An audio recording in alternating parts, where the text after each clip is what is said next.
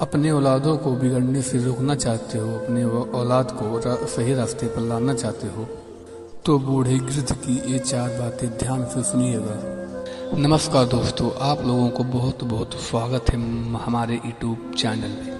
प्रिय दर्शकों, आज की ये कहानी बहुत ही ज्ञानवर्धक और प्रेरणादायक होने वाली है।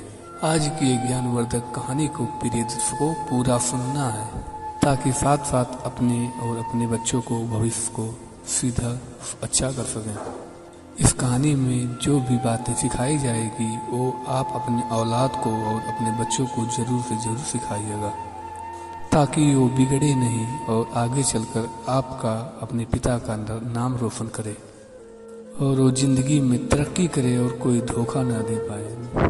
प्रिय दर्शकों, आज की जो ये ज्ञानवर्धक कहानी है यह बहुत प्राचीन है और ये एक बूढ़े गिरध की कहानी है। आज की ये ज्ञानवर्धक कहानी को आप लोगों को अमल करना है। दर्शकों, आप लोगों से यही एक गुजारिश है कि आप लोगों को ये वीडियो अच्छा लगे तो हमारे चैनल को सब्सक्राइब और लाइक कर दीजिएगा। तो दर्शकों, हम बिना समय गंवाए इस कहानी को शुरुआत करते हैं। दर्शकों, एक जंगल में एक बहुत पुराना बरगद का पेड़ हुआ करता था। वो बरगद का पेड़ इतना बड़ा था और इतना विशाल था कि पूरे जंगल के पशु पक्षी और जानवर सब उस जंगल में उस पेड़ के नीचे आ जाते थे। उसके बाद उस जंगल में पेड़ के नीचे जो पानी है सब सूखने लगता है। जैसे जैसे पानी सूखने लगा था और वैसे वैसे जंगल के हरे भरे पेड़ भी सूख जाते थे और धीरे धीरे नष्ट होने लगते हैं। और जो जंगल में बहुत पुराना साल बरगद का पेड़ था वो भी सूखने लगता है और उसका जो पत्ता था वो भी सूख सूख कर गिरने लगते हैं। और जैसे ही उस विशाल पर्वत का पेड़ सूख जाता है, जैसे ही पेड़ सूख जाता है, वहाँ की जीव जंतु और पशु पक्षी वहाँ से उड़कर दूसरे जंगल में चले जाते हैं। परंतु दर्शकों, उसी जंगल में एक पुराना सा बहुत बड़ा गिद्ध रहता है और एक गिद्ध सब कुछ देख रहा था। सारे जीव जंतु और पशु पक्षी उस जंगल को छोड़कर चले जाते हैं तो वो गिद्ध वहीं पर रहता है। वो बूढ़ा गिद्ध उस पेड़ को और बरगद के वृक्ष को नहीं छोड़ता। प्रिय दर्शकों, वो जो बरगद का वृक्ष है कुछ दिनों के बाद एकदम सूख जाता है और सूख सूख कर गिरने लगता है, झड़ने लगता है और उस पेड़ में दीमक लग जाते हैं। उस पेड़ को दीमक खाने लगते हैं, लेकिन बूढ़ा गिद्ध उस पेड़ को छोड़कर नहीं जाता है, दूसरी जगह अपना कोई नया स्थान नहीं ढूंढता है।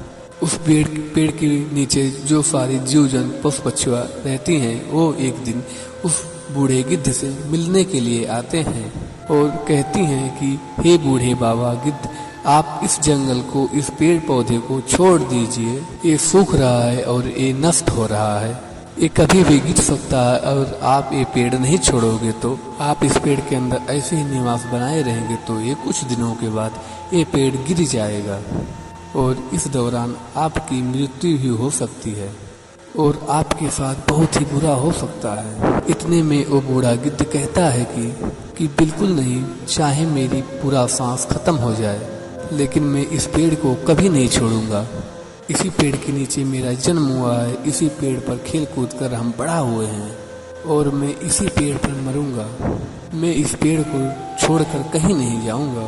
प्रिय दर्शकों, और उस जंगल को सारे पशु पक्षी और निराश हो जाते हैं और वो वहाँ से फिर चले जाते हैं और उस बूढ़े गिद्ध से विलाप करते और प्रार्थना करते हुए वहाँ से लौट जाते हैं। और वो दूसरे दिन फिर आते हैं और वो बूढ़े गिद्ध से कहते हैं कि ए बूढ़े बाबा, मैं आपसे फिर से कह रहे हैं कि आप इस जंगल को छोड़ दीजिए, आप यहाँ से ये अस्थायी निवास हटा दीजिए, आप भी चलिए हमारे साथ, वरना ये पेड़ गिरने वाला है। परंतु वह बूढ़ा गिद्ध फिर से मना कर देता है और वहाँ से वो लोग सीधा इंद्रदेव के पास चले जाते हैं। और जैसे ही वहाँ भगवान इंद्रदेव के पास पशु पक्षी और जानवर पहुँचते हैं तो और कहते हैं कि ए महाराज इंद्रदेव में ये सब एक वन में रहते हैं, जो कि वन में बूढ़े वृद्ध भी रहते हैं और उस जंगल में पानी पूरी तरीके से खत्म हो चुका है और सब सूखा है और पेड़ पौधे सारे सूख रहे हैं उस जंगल में एक बहुत विशाल और बहुत बड़ा ही एक बरगद का पेड़ है। उस बरगद के अंदर हम सब जंगल के पशु पक्षी और जानवर रहा करते थे। पर वो हम सब से एक बहुत बड़े और बहुत पुराने बूढ़े एक गिद्ध भी रहते हैं, जिन्हें हम लोग गिद्ध बाबा कहकर पुकारते हैं। जैसे ही बरगद का वृक्ष सूखने लगा और दीमक लगने लगे, उस पेड़ को खाने लगे, तब हम सब उस बरगद के पेड़ को छोड़कर दूसरी जगह अस्थायी निवास निभा लिया और हम लोग वहाँ से दूसरी जगह चले गए। परंतु जो वो बूढ़े गिद्ध और गिद्ध बाबा हैं और वो वहाँ से हटने का नाम ही नहीं ले रहे हैं। हम लोगों ने बहुत ही प्रार्थना की, हम लोग बहुत लोग समझाएं, लेकिन वो समझ नहीं रहे हैं। वो कहते हैं कि जब तक हमारी सांस चलेंगी हम इसी वृक्ष के अंदर रहेंगे, और ऐसे ही चलता रहा तो एक दिन वो वृक्ष का पेड़ गिर जाएगा और गिद्ध बाबा का मृत्यु हो जाएगी। वह सारे पशु पक्षी इंद्रदेव से यही गुरुवार प्रार्थना करते हैं कि कृपया आप हमारे साथ चलें और उस गिद्ध बाबा से आप बात करें। ये हमारी आपसे आग्रह की निवेदन है। शायद गिद्ध बाबा आपकी बात को मान लें और सुन लें। सारे पक्षी भगवान इंद्रदेव से ये बातें कहते हैं। तो प्रिय दर्शकों, ये सब बातें पशु पक्षी और जीव जंतु भगवान इंद्र से ये बातें करते हैं तो भगवान इंद्रदेव उन लोगों की प्रार्थना स्वीकार कर लेते हैं और उस पशु पक्षी के साथ भगवान इंद्रदेव घने जंगल में जाते हैं। जाने के बाद भगवान इंद्रदेव उस बरगद के वृक्ष को देखते हैं तो वास्तव में वो बरगद का वृक्ष बहुत ही जर्जर स्थिति में पहुंच चुका था। उसे दीमक खा रहे थे, सारे पत्तियां झड़ चुकी थी और उसकी डालियां भी टूट टूट कर जमीन पर गिर रही थी। ऐसा प्रतीत होता था कि अब ये पेड़ गिरने ही वाला है।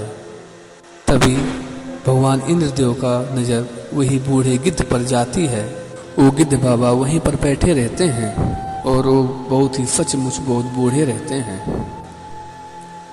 और फिर वो बूढ़े गिद्ध बाबा से कहते हैं इंद्रदेव कि हे गिद्ध, तुम्हारी क्या दशा हो रही है? तुमने क्या अपना हाल बना रखा है? क्या तुमको अपना ये अंदाजा भी है?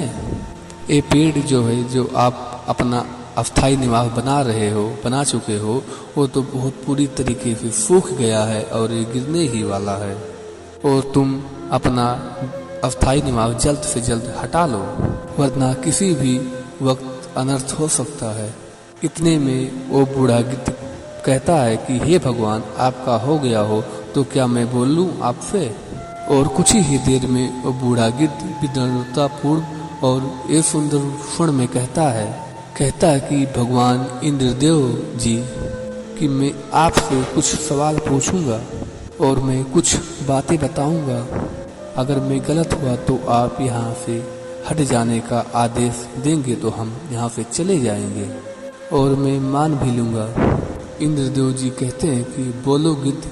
गिद्ध कहता है कि हे महाराज, जब मेरा जन्म हुआ तो मेरे माता पिता यहाँ से स्वर्ग सिधार गए थे, और जब से मैंने जन्म लिया तब से मेरी अस्थायी भाव इसी पेड़ के नीचे हुई है। और जब से मैं छोटा सा खेला कूदा बड़ा हुआ हूँ, तब से मेरा अस्थायी निवास यही बरगद का पेड़ है। मैं खेला भी हूँ इसी पेड़ पर, मैं बड़ा भी हुआ हूँ तो इसी पेड़ पर, मैं बूढ़ा भी हुआ हूँ तो इसी पेड़ पर, और बाकी मेरी पूरा का पूरा जीवन इसी पेड़ पर गुजरा है। और आज जब इस पेड़ पर मुसीबत आ गई है तो आज मैं भला इसे कैसे छोड़ सकता हूँ? मैं इसका साथ कैसे छोड़ दूँ? महाराज, जब ये पेड़ मेरा जीवन बना सकता है तो मैं इस पेड़ का जीवन कैसे बर्बाद देख सकता हूँ? और इसके बाद भगवान इंद्र जी इन गिद्ध की बात सुनकर बहुत ही प्रसन्न हो जाते हैं और महाराज जी कहते हैं कि हे गिद्ध, मैं आपकी पूरी बातों से सहमत हूँ और मैं बहुत प्रसन्न हूँ। तो मैं आपको एक ऐसा वरदान देना चाहूँगा जो कि आप मुझसे चाहते हो। भगवान इंद्रदेव उस बूढ़े पंछी से कहते हैं कि आज मुझसे आप कोई भी एक वरदान मांग लो, मैं तुम्हें वो वरदान दे दूंगा। तब तक वो बूढ़ा गिद्ध कहता है, हे भगवान, आपको वरदान देना ही है तो मुझको नहीं, इस वृक्ष को दे दो। दूसरों का भला तो मेरा भला। और भगवान इंद्रदेव उस बूढ़े वृक्ष को अपनी शक्तियों से फिर से हरा भरा कर देते हैं और देखते ही देखते पूरे जंगल में फिर से हरियाली आ जाती है। जो पानी सूख जाता है वो फिर से वहाँ पर मौजूद हो जाता है और देखते देखते पूरे जीव जंतु पशु पक्षी जो उस पुराने जंगल को छोड़कर चले गए थे और वो सारे लौटकर आकर उस बूढ़े वृक्ष के अंदर विश्राम करने लगते हैं और अपना वो अस्थायी निवास भी बना लेते हैं। प्रिय दर्शकों, मांगना ही है तो दूसरों के लिए मांगो, दूसरों का भला तो समझो अपना भला। उम्मीद करते हैं कि दोस्तों आपको इस कहानी से बहुत ही उम्मीद मिली होगी। कहानी अच्छा लगा होगा तो इस छोटे से छोटे लाइक जरूर दे दिएगा। आप लोग हमारे इस चैनल पर पहली बार आए हैं तो इसे लाइक जरूर करके जाइएगा और जो घंटी का निशान है बेल आइकन उसे प्रेस कर लिएगा और अपने रिश्तेदारों और दोस्तों और घर वालों को एक कहानी जरूर भेज दिएगा ताकि वो भी इस कहानी का लाभ ले लें। आप सभी लोगों का बहुत बहुत धन्यवाद।